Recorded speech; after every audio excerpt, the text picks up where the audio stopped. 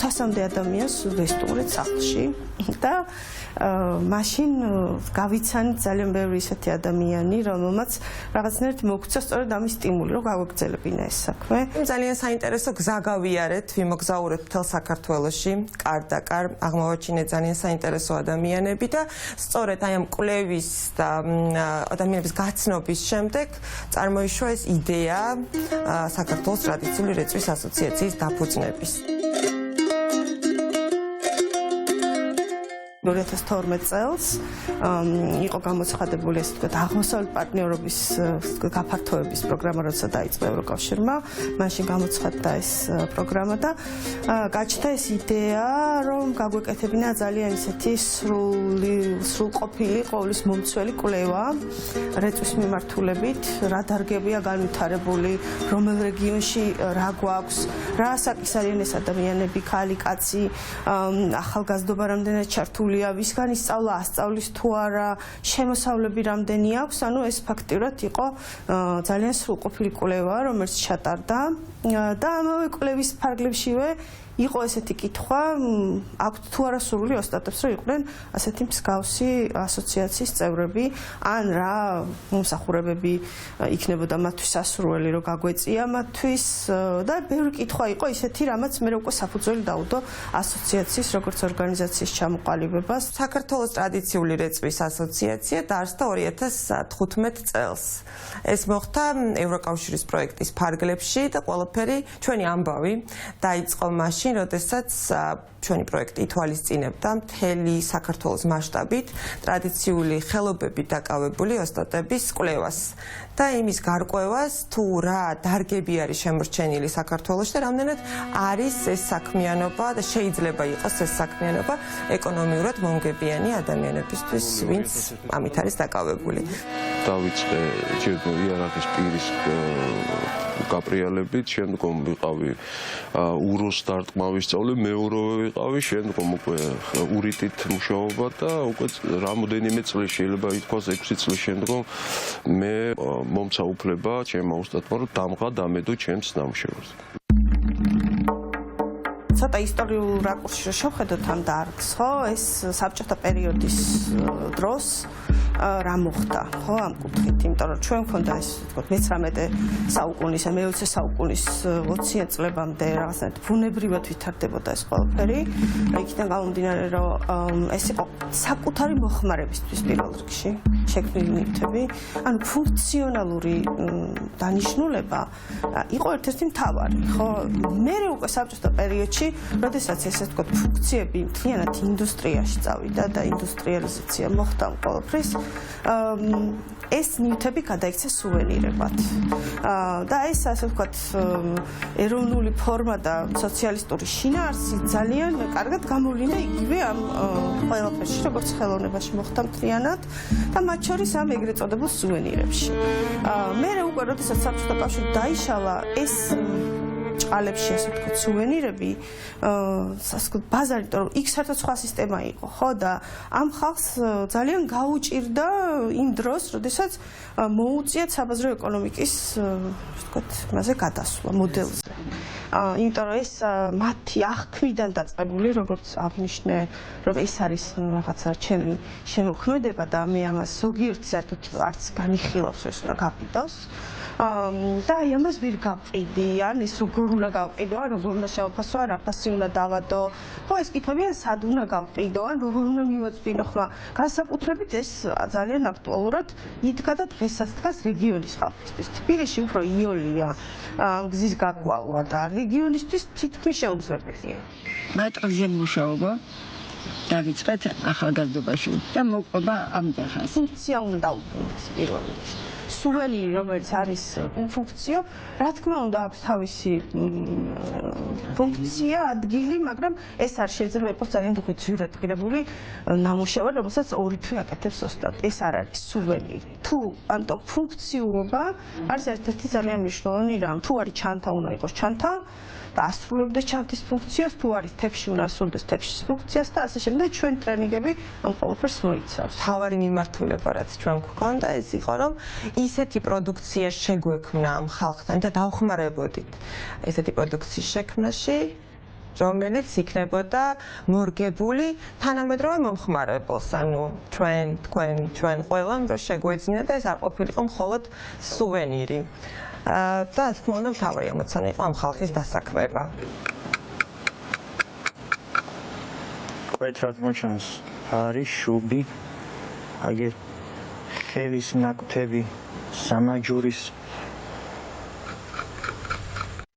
ეს ყველაფერი როგორ შეიძლება მართლა რეალობად იქცეს, ანუ ეს გამოცდილება საბაზრო ეკონომიკაში როგორ მუშაობს ეს სექტორი, ეს რა თქმა უნდა მოიტანა ჩვენმა კონტაქტმა დასავლურ სამყაროსთან, დაწყებული ბრიტანული მოდელიდან, სადაც ან განვითარებული ასე ვთქვათ გილდიების და ასოციაციების კულტურა, ამერიკული ასევე რა ვიცი, ყავდა ექსპერტები, რომელიც სწორედ აი ბაზარზე ორიენტირებული პროდუქციის შექმნას შეგვეხმარებოდნენ და ჩვენი ტრენინგები ამას დაეფუძნა. ხელოვნებაცოდნეები ვართ.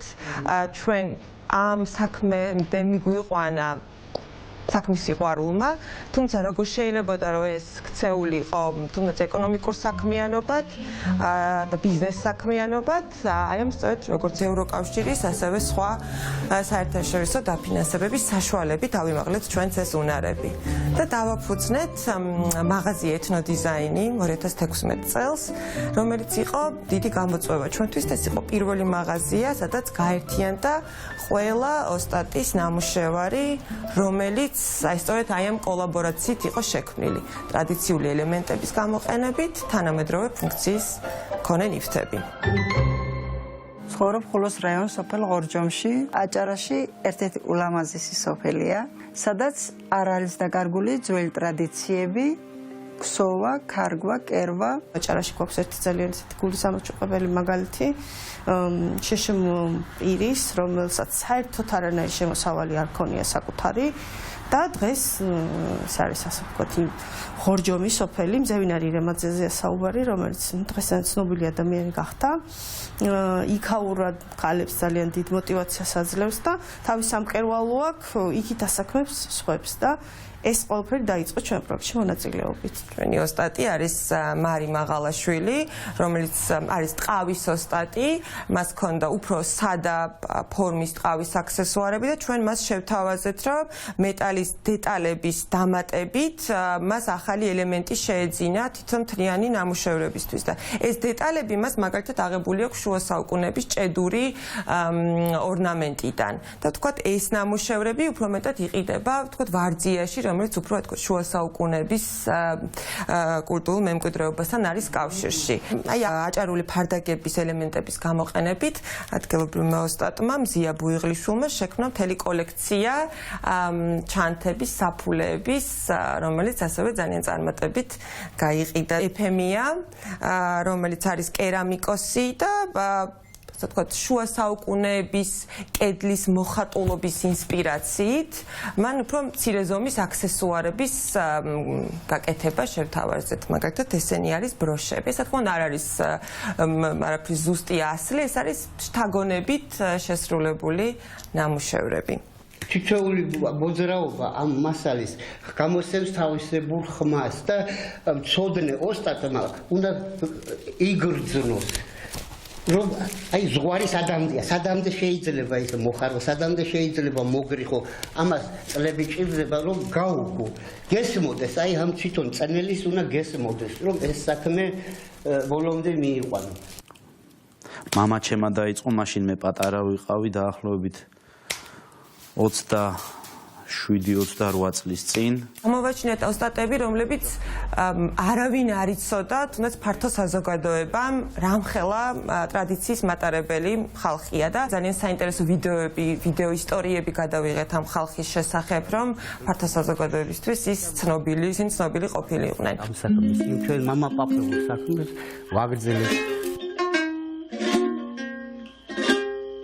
თუ ჩვენ ოსტატს ხელს შევუწყობთ და მას დავეხმარებით განვითარებაში, შესაბამისად მის გარშემო ეს ახალგაზრდები, რომლებიც უყურებენ ამ ოსტატებს, ეს იქნება მათთვის მაგალითი, რომ გააგრძელონ და დაინტერესდნენ ამ საქმიანობით და ამით ძალიან კარგი მაგალითები გვაქვს არაერთი, მაგალითად გიორგი ტატულაშვილის სახელოსნო გორში, რომელიც არის თითქმის ერთადერთი გამგრძელებელი ტრადიციული გორის კერამიკის და ჩვენ მუდმივად ვუწყობთ ხელს, რომ მასთან ახალგაზრდებმა ისწავლონ მასთან და ეს ყველაფერი ხდება სწორედ მისი ხელშეწყობით, მისი სტატუსის ამაღლებით საზოგადოებაში, რომ ეს მიმზიდველი იყოს გარშემომყოფებისთვის. ეს სახელოსნო დაარსდა მე-19 საუკუნის ბოლოს. დაარსა პაპაჩემმა, ნესტორ ტატულაშვილმა.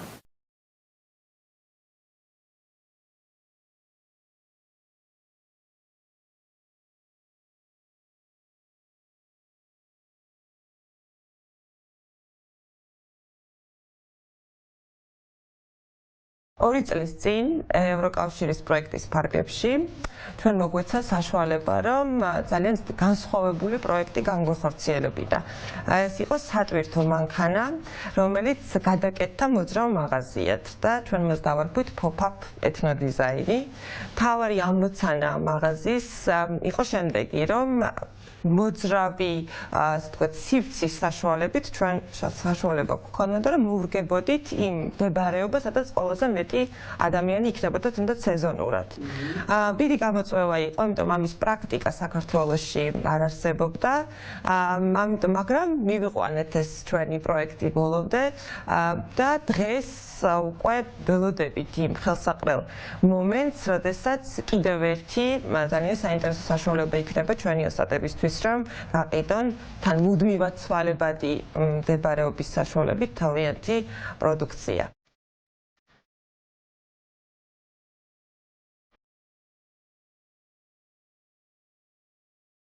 ბოლო პერიოდში რითიც განსაკუთრებით დავინტერესდით, ეს არის, რომ მათი ხელობა როგორ შეიძლება იქცეთ საინტერესო სანახაობად. ეს არის თვითონ სახელოსნოების გადაქცევა ვიზიტორებისთვის მიმზიდველ ლოკაციებად.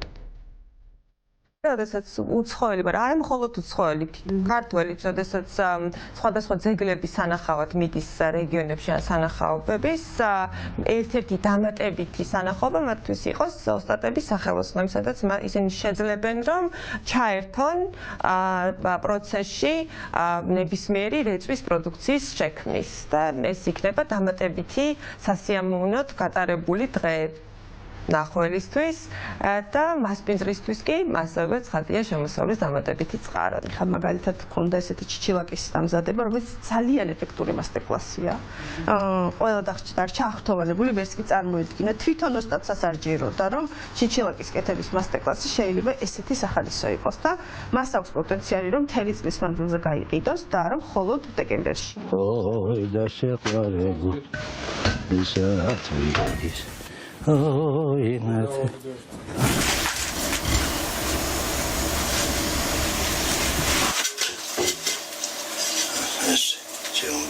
ძალიან მნიშვნელოვანია, რომ ჩვენმა ოსტატებმა იცოდნენ და მე დარწმუნებული ვარ, რომ ყველა მიცის, რომ აი ამ მთელი წლების მანძილზე, როდესაც ჩვენი ორგანიზაცია მუშაობდა, როგორც მათი უნარების გაუმჯობესებაზე, ასევე მათთვის ძალიან მრავალფეროვანი შესაძლებლობების შექმნაზე, ეს ყველაფერი შესაძლებელი იყო სწორედ ევროკავშირის და სხვა საერთაშორისო მხარდაჭერის დახმარებით.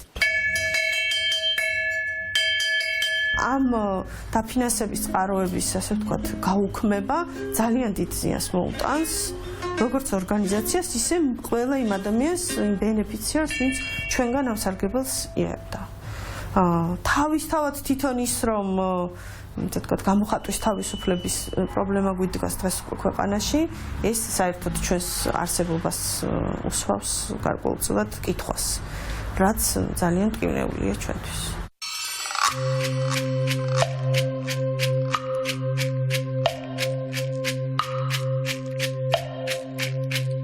დღევანდელი ვითარება ჩვენს ქვეყანაში არის იმაზე უფრო სევდიანი, მე ვფიქრობ, ვიდრე ეს წარმოგვედგინა, შეიძლება ხალხს წარმოედგინა წლების წინ. ძალიან მნიშვნელოვან გზა გასაყარზე ვართ. განსაკუთრებით მნიშვნელოვნად მიგვაჩნია, როგორც ჩვენი წევრების, ასევე ზოგადად საზოგადოების ერთიანობა, რომ აქ არ არსებობს ორი განსხვავებული აზრი. აქ არსებობს უბრალოდ ფაქტი, რომ ჩვენს მომავალს, ჩვენს ღირებულებებს ჩვენი ღირებულებები დიდი საფრთხის ქვეშ არის და ჩემი პირადი აზრით ჩვენი მომავალი არსებობა არ არსებობა არის კითხვის ნიშნის ქვეშ. ამიტომ გაერთიანება ამ იდეის გარშემო რა თქმა უნდა ძალიან მნიშვნელოვანია. ეს სისტემა რაც ახლა ყალიბდება, ამ სისტემაში მსგავსი ტიპის, ასე ვთქვათ, ორგანიზაციაც და ინდივიდუალურადაც ამ სისტემაში ცხოვრება ჩემი აზრით შეუძლებელია. მე არ ვიტყოდი, რომ ჩვენ ვიკლავთ თავს ევროპისთვის ნამდვილად ცალსახად. ჩვენ ვიკლავთ თავს იმისთვის, რომ ჩვენი ქვეყანა იყოს თავისუფალი ქვეყანა, დამოუკიდებელი ქვეყანა და ამისთვის გზა არის ამ წუთას ევროპა. ამ დღევანდელი ისტორიული, ასე ვთქვათ, გარემოებები ასეთია. და სხვა გზა ამ წუთას არ არის. ეს არის ის რა, ასე ვთქვათ, სამყარო, რომელსაც აქვს მისაბაძი მოდელია და სხვა მოდელები, რაც გვაქვს, ის ნამდვილად ვერ იქნება მისაბაძი ჩვენი ქვეყნისთვის და შესაბამისად, რომ ყველა პატრიოტი ადამიანის მოვალეობა არის ჩემი აზრით, რომ ამას ყველაფერს ძალიან გაუთხდეს. ნამუშევრებს თაროზე შემოვდება ახლა და დაელოდება მონახველს. ჩემს მეტის სხვა მონახველი რომ მოვა და ნახე. კარგია.